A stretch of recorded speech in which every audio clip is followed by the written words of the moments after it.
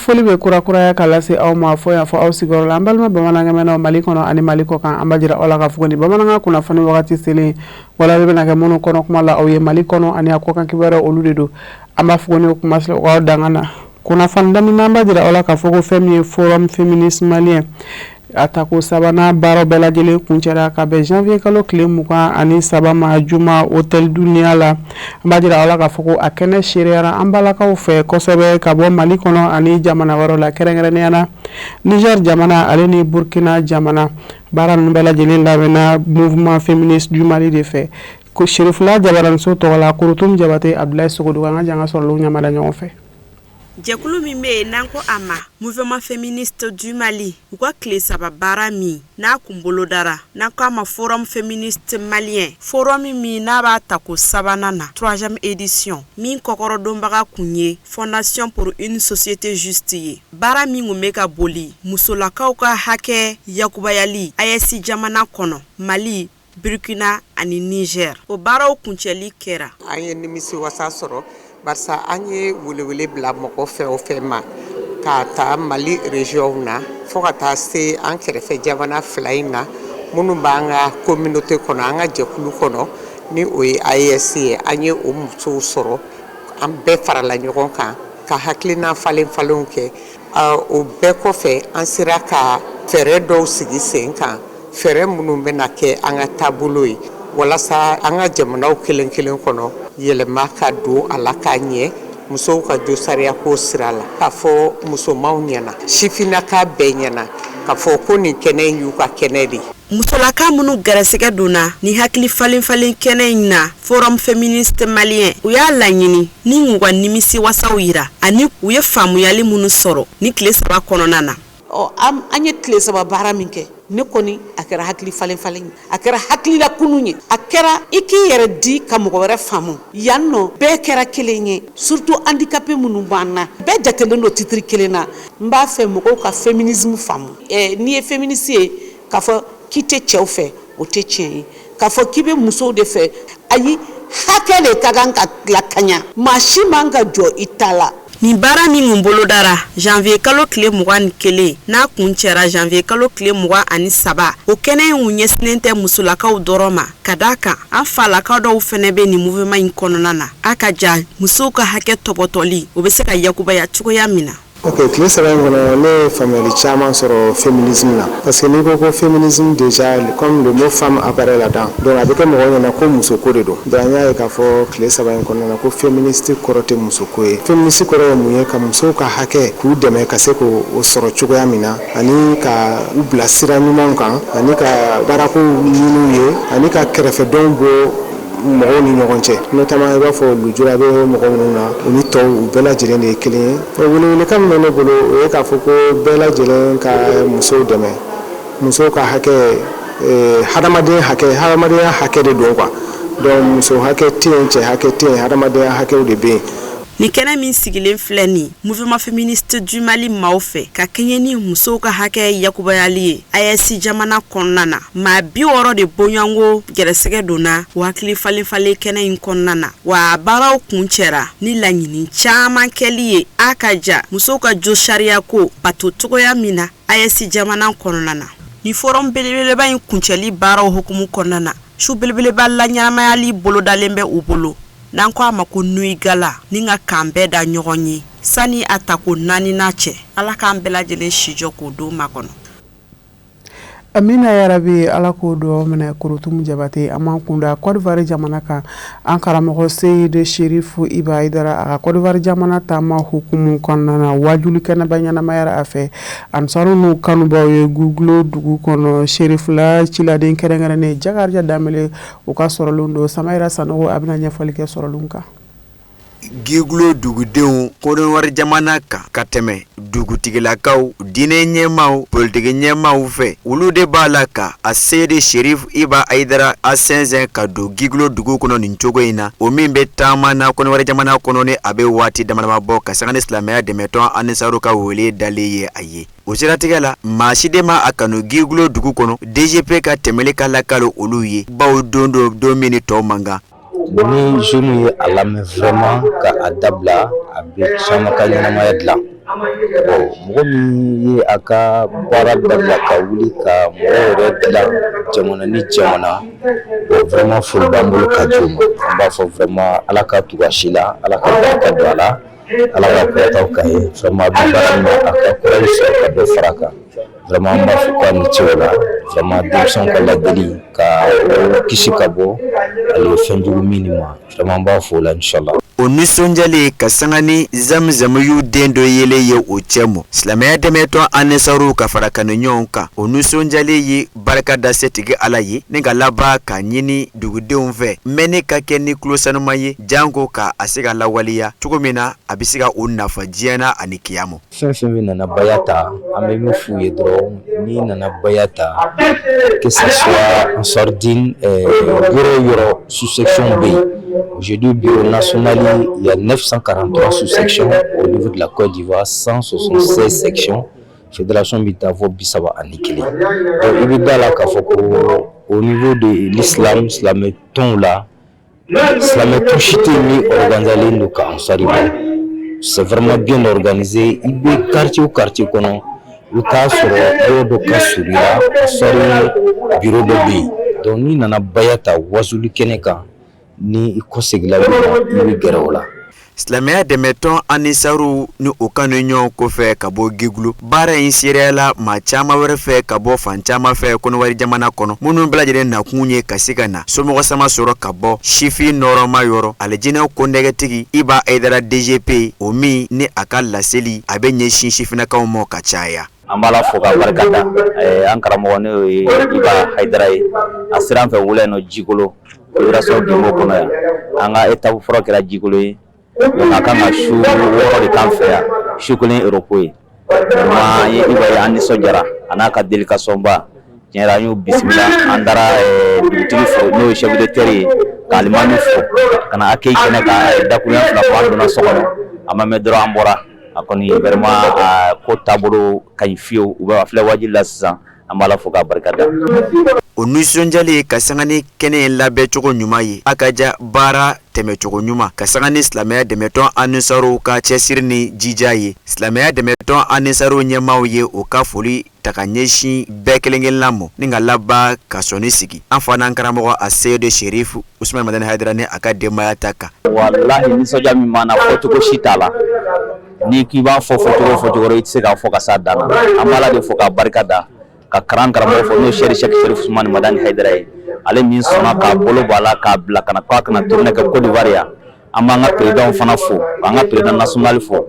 n'o ye Adama Sako ye a n'a ka vice président ɲagadu min b'aw nɔfɛ taama na an b'a fɔ k'a barika da k'a waleɲuman dɔn yɛrɛ la Iba nana bon an yɛrɛ kuma sigi n'a ye fiyewu k'an b'a sɔrɔ ka don an fɛ an ka mara kɔnɔ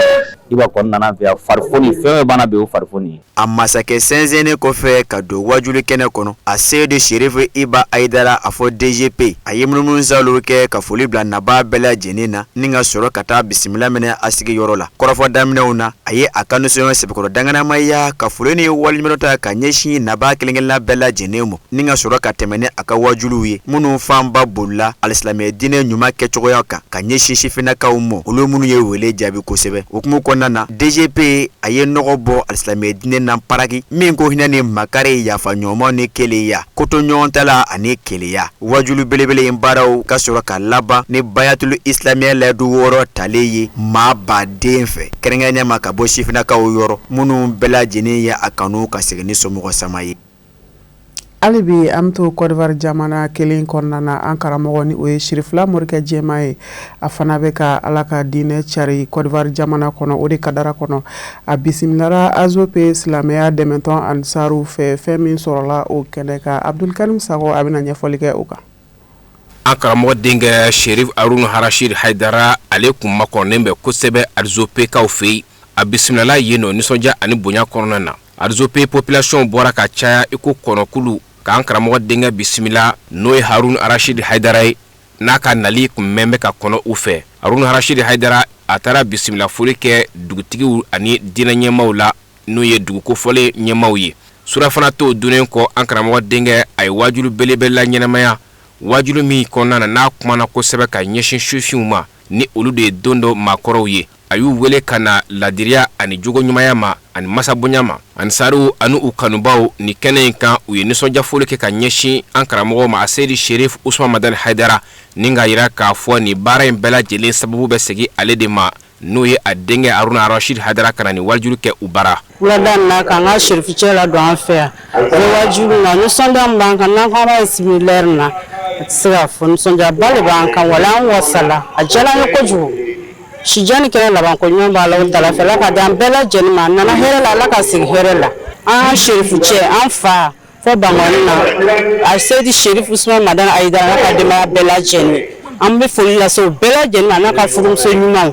a k'an bɔ ko siman de la cɛ bonya a n'an ka denw ko kandani bɛ bi n'an k'o bila min na o b'o de kɛ walayi a diyara an ye kojugu. Ala ni Sherif Usman Madani Haidara sababu la. A ka thème ta nafaba de b'a la parce que a bɛ kumana wagati yɛrɛ de kan quoi. An bɛ wagati min kɔnɔ kɔlɔlɔ min b'an kan a bɛ ka kuma o de kan. Vraiment a bɛ ka ladilikan min di a b'an bɛɛ nafa. Denmisɛnninw o mɔgɔkɔrɔbaw musow cɛw a bɛ bɛɛ nafa parce que an ma o ko le kɔnɔ quoi. Parce que denbatigiw o bɛɛ kɔnɔna fila n'o ka denbaya ye. Furucɛw o furumusow minɛ ko kɛmɛ k'o kɔnɔ ban. Musow fana o cɛw minɛ ko kɛmɛ k'o kɔnɔ ban. Mais ladilikan minnu a bɛ ka fɔ nin tiɲɛ yɛrɛ la mɔgɔ caman bɛna nafa sɔrɔ a la. Kuma laban min bɛ ne fɛ o de ye folikan dɔrɔn ye. An karamɔgɔ denkɛ Sherif Haruna Rashid Haidara a ye wajulu belebele min ɲanamaya Azope a kɔni kɛra sababu ye maa caman ye silamɛya layiru 6 ta n'o ye Bayatul Islamiya ye. An bɛ to o kɛnɛ sanuma in kan an karamɔgɔ ni o ye Sirifula Morikɛ Jɛma ye Seyidi Sherif Haruna Rashid Haidara a ye dakuruɲɛ 2 min sɔrɔ ka kɛ an ka janga ɲamadali kɛ o fɛ. A nisɔndiya belebeleba ye jumɛn Ala sɔnna ka cɛw di ka musow di olu ka u yɛrɛ feere ka na Ala ma nin turunen in kɔnɔ u kun bɛ kota minnu na ka u bila u kun bɛ sira jugu minnu kan ka jɛ o kɔ ka u yɛrɛ di Ala ma ka silamɛya tiɲɛ yɛrɛ minɛ ka bayi Ala ye du 6 minɛ o nisɔndiya de bonyana an bolo ka tɛmɛ nin bɛɛ kan nka n y'a f'i ye min segin a kan nin bɛɛ bonya bɛ segin an fa de ma Seyidi Sherif Usman Madani Haidara mɔgɔw ye an kunbɛ yɔrɔ yɔrɔ u m'an kunbɛ ko Haruna nana bal Haidara den nana wala ale de bɛ ye ko in bɛɛ ale de anw ma foyi kɛ nin bɛɛ ale ka kɛlen de nin bɛɛ ale ka bonya de ka a ɲini Ala fɛ an bɔra ka nin waleya mun kɛ ka nin su 5 mun wajulu kɛ Ala ɲɛda jati kama Ala ka o kɛ barika ye ka don a si la Ala k'o kɛ ya rabbi Ala ka kɛ sara ye a bolo aljinɛ kɔnɔ Ala k'o kɛ cɛkɔrɔba in min mun ɲini Ala fɛ a sago Ala ka o d'a ma ya rabbi Ala ka mɛn an kɔrɔ Ala ka kɔrɔta Ala ka wasa an yɛrɛ minnu bɛ a kɔ ka an kɛ tugubaga ɲuman ye a kɔ Ala k'aw nɔgɔya an ma Ala k'o kɛ Muhamadu bonya kama sallallahu Muhammad. Hasalim Ala k'o duwawu sanuma ninnu bɛɛ lajɛlen minɛ hali bi ani Sherifu bɛ ɲɔgɔn bolo Malabo Janjo kɔfɛ fɛn min ye Sherifukɛ muɲunen ye an karamɔgɔ Seyidi Sherif Ahmed Tidiane Haidara a donna Bata Guinée Équatoriale dugu kɔnɔ min ni ye a taara foli bila yen dugu maabaw la Alamidu Badine a bɛna ɲɛfɔli kɛ sɔrɔlenw kan. Al-Islamaya demeton Ansaru ɲɛjɔyɔrɔ de an karamɔgɔ Seyidi Sherif Ahmed Tidiane Haidara ka taama bɛ senna halisa Guinée Équatoriale jamana kɔnɔna na ka kɛɲɛ ni Fédération Ansardine Internationale o ka tournée bolodalen a selen kɔ Bata Sherifula nɔrɔtigi a ye wulikajɔ boloda ni ka laada timɛ n'o de ye ka taa foli bila dugu maabaw la o siratigɛ la an karamɔgɔ bisimilala maa fɔlɔ mun fɛ o de ye Bata gouverneur ye a bɔlen kɔ gouverneur fɛ an karamɔgɔ Seyidi Sherif Ahmed Tidiane Haidara kumaɲɔgɔnya tɛmɛna ani jamana in diinɛko minisiri cɛ o bɔlen kɔ Al-Islamaya dɛmɛtɔn Ansaru ɲɛjɔyɔrɔden a y'i kun da Mali consulat kan Guinée Équatoriale jamana kɔnɔna na yen nɔ fana a bisimilala nisɔndiya bonya ani karama kɔnɔna na a balimaw fɛ. Alhamdulillah i n'a fɔ ladala an karamɔgɔ Seyidi Sherif Usman Madani Haidara ni a taala yɔrɔ mun na jamana kɔfɛ a bɛ fɔlɔ ka se yɔrɔ mun na o de ka se jamana autoritew ma ka taa foli kɛ ala wala Ansaru mamuru mun sigilen don Guinée Équatoriale yan an ye ci bila karamɔgɔ ma ka fɔ an bɛ fɛ vraiment den dɔ kana bɔ an na wala o sira kan a ye Sherif Ahmed Tidiane Haidara bila ale nana bɔ kanubagaw la yan ani maliyɛnw na ani kalandenw na la o de an se kun ye wala o yani an ka tɛmɛ ni baaraw ye bata yan an bɛna se Mali ɲɛmɔgɔ mun bɛ yan kana foli kɛ Mali autorité min bɛ yan kana foli k'aw la o de y'an se kun ye yan. Mali a diyara n ye kosɛbɛ parce que ka fɔ nin leader ba ka bɔ fo Mali la ka na an sɛgɛrɛ yan ka communauté malienne ka n'u lajɛ u bɛ degun min na ka na dugawu kɛ an ye an kɔni kuma t'an bolo an bɛ se ka min fɔ sisan bɛ ka barika da ye dɔrɔn parce que a nisɔndiya a fɛngɛra depuis que an y'a mɛn k'a fɔ a bɛna vraiment on était très fiers donc an b'a ɲini fana a ka dugawu kɛ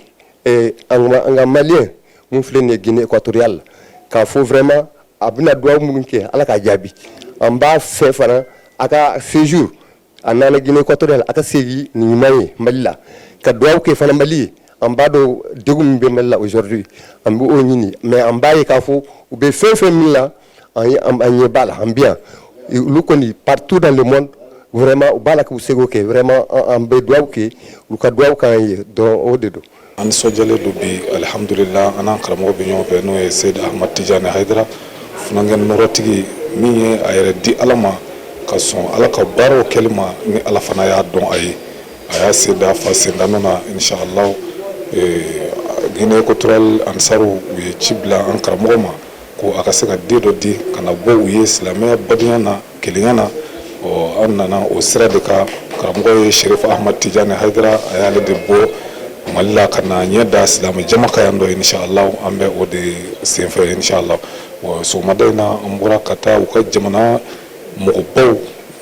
ka taa foli bila a bɛɛ la wa a bɛɛ nisɔndiyara ni Sherifu yeli ye a bɛɛ nisɔndiyara o ko olu yɛrɛ kuma sigi ni nin ye fiyewu k'a ye ko ni mɔgɔba in bɛ se ka na olu fɛ yen ka na a sen jɔ u ka dugawu k'u ye vraiment bonya n'u ma kojugu. An b'a ladɔnniya k'a fɔ ko Bata dugu kɔnɔna na an karamɔgɔ Seydi Sherif Ahmed Tijani Hayidara a na tali kɛ baara caman na kɛrɛnkɛrɛnya ma fɛn min ye wajulu su ye o na ɲɛnɛmaya a fɛ. Bonya bɛ mande bonya masegi bɛ mande fɛn min ye Sherifukɛ nɔrɔtigi ye a yɛrɛ dakuruɲɛ fila min sɔrɔ ka kɛ an karamɔgɔ Seydi Sherif Ahmed Tijani Hayidara an ka janga ɲamadali kɛ o fɛ. Ala sɔnna an ɲuman donna Guinée équatoriale yan ni an saw ka ɲinini ye k'a fɔ an kana bɔ u ye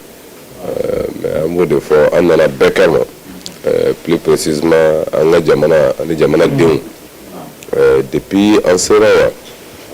an y'a ye fasodenw Mali u y'u ka baara bɛɛ bila ka wulikajɔ kɛ an nɔfɛ an ka jamana a ɲɛmɔgɔw an ye foli fɔlɔ u la kunu Malabo an taara foli kɛ an ka ambassade la an kunbɛ bi an bɛ Bata yan an ka consulat kɔnɔna ye an bɛna sen jɔ ka foli kɛ ni laada ye an ye min sɔrɔ an karamɔgɔ Seydi Sherif Ahmed Hayidara ale nana se yɔrɔ yɔrɔ ka taa se autoritéw ma ka foli kɛ yan Mali tɔgɔ la n'an ka autoritéw bɛ yen o ye aw de ye ambassade ni consulat an bɛna sen jɔ yan k'a yira fana ka fasoden bɛɛ fo sabu an y'a ye Mali o y'a kɛ yɛrɛko de o de la an ka cɛkɔrɔba bɔra ka dakuruɲɛ fila min fɔ ko a b'a ye maliyɛn bɛ diinɛ fɛ ka tɛmɛ hali politique kan tiɲɛ don depuis an yɛrɛ sera yan an y'o taamasiyɛnw de ye a b'o cogo kelen fana na an b'olu yɛrɛ fo ale ka fara minnu kumana consulat baarakɛlaw o ye témoignage dɔw kɛ a b'olu yɛrɛ ka ɲumanya de yira an sar'u la u n'u bɛ sigi min na yan u ma bandi y'u la u ma délégué y'u la o ka o témoignage ninnu ye témoignage baw de ye an yɛrɛ nisɔndiyara an b'u fo k'u waleɲuman dɔn k'a fɔ nakun ye kelen dama de ye silamɛya min ni Ala ye an kanda k'an bila o sira kan juste ka ɲɔgɔn hakili lajigi waati min ni o nɔgɔyara an bɛ o sira de kan o la ka ɲini u fɛ n ka maakɔrɔw fana fɛ u ka dugawu kan inshallah baara min ni an bɛna daminɛ k'a daminɛ hɛrɛ la ka kuncɛ hɛrɛ la yarabi Ala m'o kɛra. Yarabi Ala ko dugawu bɛɛ lajɛlen minɛ an bɛ dugawu kɛ Sherifukɛ sɛgɛnbali ɲinɛbali yɛrɛ ye fɛn min ye ɲuman ta ɲuman segi ye a n'a ka taamadenw bɛɛ lajɛlen k'u kalifa Ala ma o de fana b'an sɛnsɛn ka taa diɲɛ fan wɛrɛ kunnafoni sɔrɔlenw kan Musa Fɔnba ale ka ɲininenw don.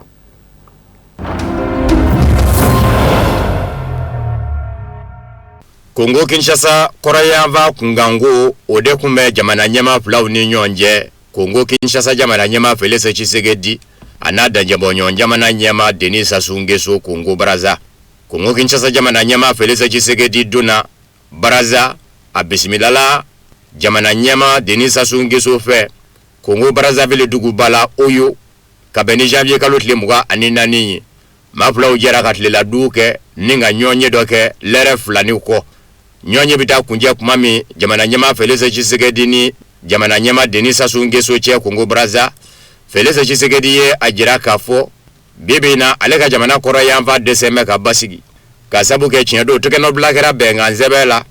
ani Mamadou Lenjakulu M23 che Qatar ma nyama ufe Qatar dugu bala ninga laba kasigi ka fodo fere buluda alena sigi nyon jamana nyama Paul Kagame che Rwanda jamana nyama Amerike dugu bala Washington Donald Trump ufe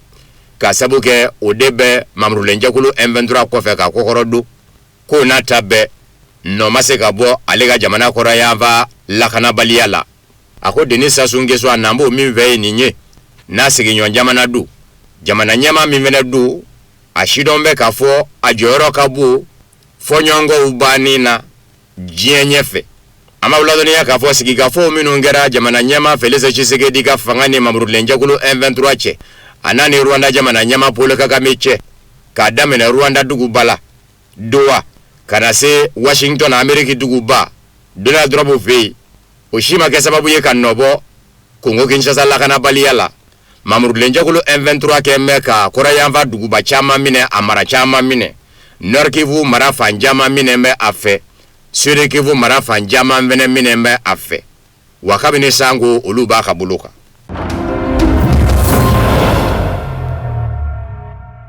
Algérie jamana nyama udimine yewele bla France jamana lasigide nona blamo Algérie jamana kono na manye kafo lasigide njolende France jamana bolo ni kumaina Algérie dugukolo ka sabu ke fonyongoy wele blala nona blaimo kumino oye kafo janvier kalotle muga anefla France jamana ajabaranizo mimi wele ko France 2 oye jado de jira jami me kapuma Algérie ne France che gwele yaka nga Algérie jamana yaye inafo la goshi do amo halibi France jamana be kele tige de la ka sabu ke femino ngume ka fo jaro Algérie ni France che gwele yala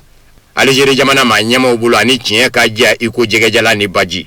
ode ato Algérie jamana manyama uye wele bla France jamana la sigide nona blamo no ye chargé d'affaires Gilles Bourbaou ministre meme Algérie ka upe na nyashima Algérie ni jamana wala ne nyonja kunyanya na bomo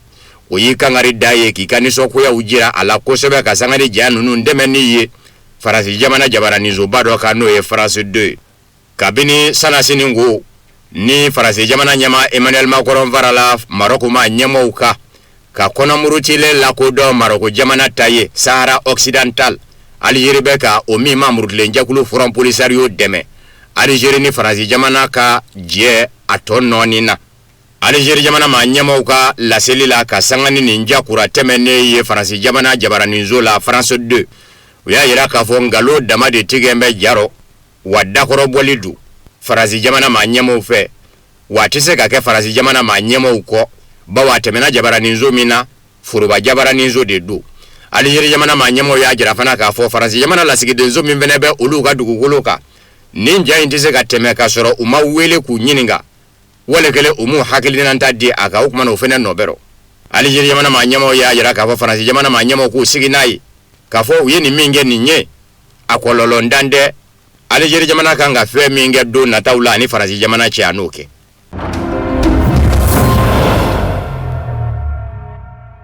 Ukraine ga uka jamana nyama Volodymyr Zelensky ye ajira ka fo aletna jeni aye Ukraine jamana dugukolo dokataka Ukraine jamana da ko sigi ka fo ni manga ba ni nyenyini ni damba yereye ani irisilache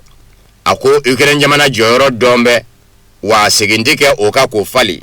wa beba do fambla de benyona Ukraine jamana na joro irisila jamana na joro wa kaka beki nyetugu ka kudo ke halino mandiye uko moko concession ni manya kibi benyini ko bebe na sigi ka fo kuranu dombe Emira Arabo ene dugubala Abu Dhabi Emira Arabo ene manyemo ne irisila chide ne Ukraine njide unje Amerika jamana nyama Donald Trump yere fene ka chide umbe akeneka ko sigi ka fo minna mena ne tleninye tlefula kera alaka jo do nataw la tɛmɛnkan ka kɛ ni a ye jango nin dɔgɔko in kɔnɔ ko nka a ka kan bɛɛ k'a lajɛ ka dɔ to ka kɛ i n'a fɔ tɛrɛmɛni dɔ bi dɔ bɔ dɔ bi dɔ don fa dɔ fɛ ko wa ko Ameriki jamana ma ɲɛmɔgɔw k'a dɔn fana k'a fɔ o ɲini bɛ u fɛnɛ fɛ koyi irisila dama tɛ ni Ameriki jamana ma ɲɛ k'a b'i da ɲuman don kɔrɔ a fɛnɛ k'a dɔn k'a fɔ Ukraine jamana a dama jamana fɛnɛ don a tɛ se ka minɛ k'a di maa mɔ dɔ k'a k'i ka namugula sogo ye Dmitry Peskov n'o ye irisila jamana ɲɛma Vladimir Putin ka babu sentigi ye ale y'a yira k'a fɔ dɔgɔkun in kɔnɔ sigikafɔ minnu donna Abu Dhabi Émirats Arabes Unis duguba la u ni Ukraine nin cɛ ni tile fila kɛra la k'a jɔ k'a bi kurakuraya nka a bi kurakuraya don kelen min na a tɛ se k'o fɔ maa kɔni ye janvier kalo tile 23 de faw ye ɲɔgɔn sɔrɔ Émirats Arabes Unis duguba la Abu Dhabi tile fɔlɔ dayɛlɛla o dugujɛ tile 10 u ye ɲɔgɔn sɔrɔ irisila taamadenw ɲɛkun kun ye Igor Kosikov ye surasiya kɔnɔ jɔyɔrɔba bɛɛ la irisila jamana kɔnɔ Ukraine jamana taamadenw na ɲɛkun kun ye Rustem Umerov ye Ukraine surasiya ɲɛmayaso kɔnɔ jɔyɔrɔba bɛ o fɛnɛ na sibiri tɛmɛnen Donald Trump ka ciden kɛrɛnkɛrɛnnen mankan bannen na Steve Witkoff o kun y'a jira k'a fɔ dɔgɔkun in kɔnɔ sigikafɔ in bɛna wara wuli Émirats Arabes Unis duguba la Abu Dhabi.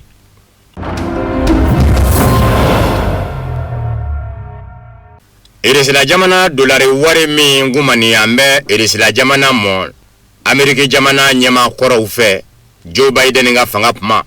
irisila jamana halala nafolo do Ameriki jamana warisow la n'u kɛra seginfɛn ye irisila jamana ma don min irisila jamana kan ka wari ninnu labaara cogo min na a n'u da bɛɛ lajɛlen tulo kan nin ye Maxime Oreshkin ka kuma ye Vladimir Putin ka fanga kɔnɔ o jɔyɔrɔtigi do ani kunnafonidila dɔ ni ɲɔgɔn cɛ min bɛ wele ko Pavel Zurebin ɲininkali kun den kun n'a la de k'a fɔ an y'a mɛn kɔsa in na ko irisila jamana ɲɛma Vladimir Putin a ko irisila jamana miliyariw minnu ngumani an bɛ irisila jamana mɔ Ameriki fanga kɔrɔ fɛ n'a bɛ Ameriki warisow la ni bariko kɛra wuli fɛn ye ka bɔ wari ninnu kan ko a laban bɛ sɔn ka miliyari $1 wari bila o jɛkulu in ka bolo ka Palestine dɔgɔla ka Palestine dɛmɛ n'a ye Maxime Oreshkin ko u kan ka labaara cogo minnu na ana ɲɛfɔli kɛ o rɔ aw ye don nataw la ni u labilala Palestine ɲɛma ni o ye Mahmoud Abbas ye ale ka bɔɲɛ dɔ senfɛ irisila Vladimir Putin fɛ yen Vladimir Putin kun ye a jira la k'a fɔ Donald Trump ka jɛkulu kura sigilen ko Conseil de la Paix ni Donald Trump y'a ɲini ale yɛrɛ Vladimir Putin fɛ a kana don jɛkulu in kɔnɔ a dafɛ ka k'a tutigɛba dɔ ye ko a laban bɛ sɔn ka miliyari $1 wari bila o jɛkulu in ka bolo ka Palestine dɔgɔla ka Palestine dɛmɛ n'a ye wa janvier kalo tile 22 tɛmɛnen Ameriki jamana ciden dɔw ka taama na irisila faaba la Moscou Vladimir Putin fɛ yen o ni Vladimir Putin da sera irisila jamana miliyari ninnu mɔ u ka warisow la Donald Trump tɔgɔ la u y'a dajira Vladimir Putin na n'o y'a sɔrɔ wari in dɔ bɛ se ka labaara Conseil de la Paix kɔnɔ a b'a fɛ Vladimir Putin kana fara a ka jɛkulu min kɔnɔ ka k'a tutigɛba ye n'a Conseil de la Paix jɛkulu yɛrɛ don min na a hakilina bɛ ta Donald Trump fɛ a y'a dabɔ Palestine ni Bani Israel ni ɲɔgɔn cɛ mankan banni de kama kɛrɛnkɛrɛnnen ɲɛna bande Gaza yan b'a fɛ nka a b'a fɛ ka jɛkulu in walankata k'a kɛ yɛrɛ de diɲɛ mankanw ɲɛsigi jɛkulu de ye ni mankan ko k'a bɛ kɛ wulifɛn ye diɲɛ fan min fɛ Donald Trump ka nin jɛkulu kura in ka kɛ o dasaba ye laɲini y'o ye.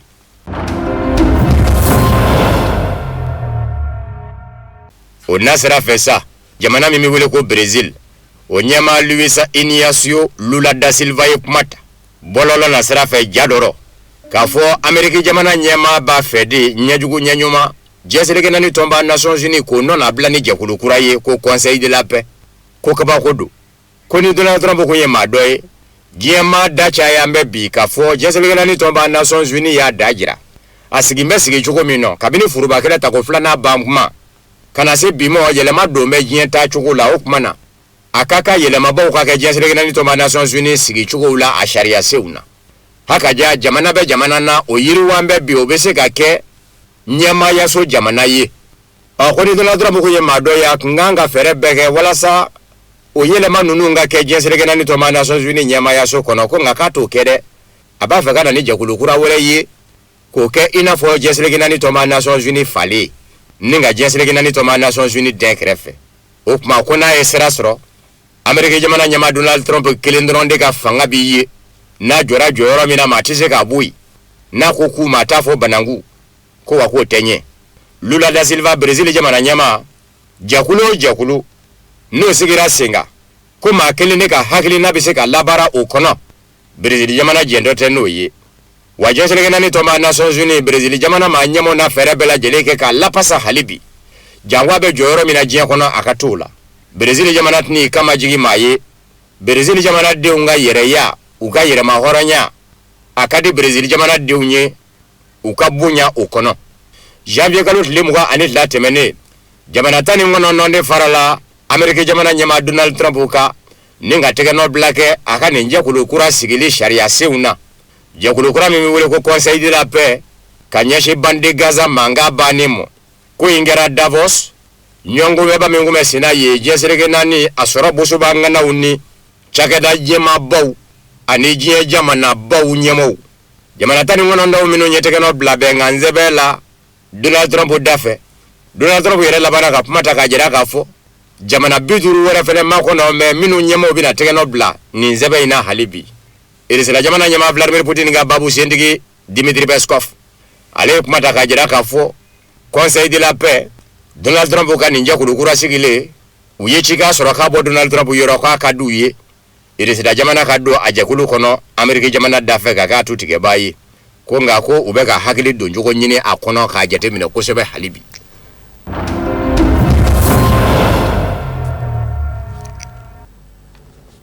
ame awfo kajira awla ka fo kuni be dan sege bi bamananga kuna fani soroluna munu labena kuna fandi so nyama so fe ka benini kuma ye awni che aga nyama dalula aka me watan talon dala manga jonjo ana